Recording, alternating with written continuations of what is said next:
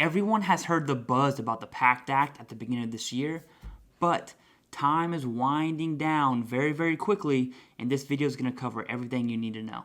Starting with the most important is the PACT Act was signed on August 10th of 2022 of last year. That date, August 10 of 22, acts as the intent to file for any claim covered under the PACT Act. So if you file a claim under the PACT Act after August 10th of this year, you will lose out on back pay. The PACT Act can seem confusing at first, but I'm going to break this down and make it as simple as it can possibly be. If you have a current diagnosis of one of the conditions under the PACT Act and it falls within the time criteria, you will be awarded service connection. That's it, nothing complicated.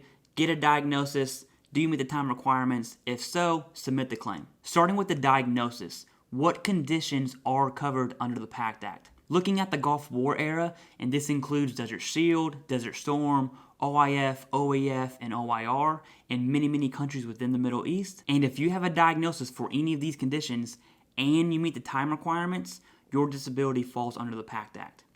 Some of the more common conditions that I've seen are sinusitis, rhinitis, and asthma, but there are various cancers and other conditions under the PACT Act. So what are the time requirements? The time requirements for the PACT Act of the Gulf War era is on or after September 11th of 2001 in any of these countries, or on or after August 2nd of 1990 in any of these countries.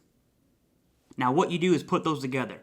Do I have a diagnosis? Do I meet the time requirements? If so, submit the claim and the VA will assume the nexus. Now let's not forget those that came before us from the Vietnam era and the Korean era. Those exposed to Agent Orange, high blood pressure is now a presumptive, and those exposed to various toxins, not just Agent Orange, but the PACT Act covers exposure to other toxins like asbestos and radiation and many others.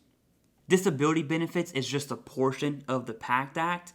The much larger area of the PACT Act is actually healthcare. The PACT Act opens healthcare coverage to any veteran exposed to toxins and any veterans that has served in various countries in defense of our nation. It's extremely important to know that VA healthcare is VA healthcare and VA benefits like disability is VA benefits, and there is no crosstalk between the two. Here's what matters to you.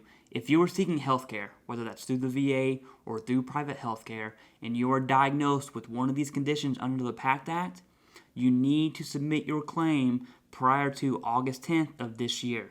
Have that claim be final and submitted on August 9th.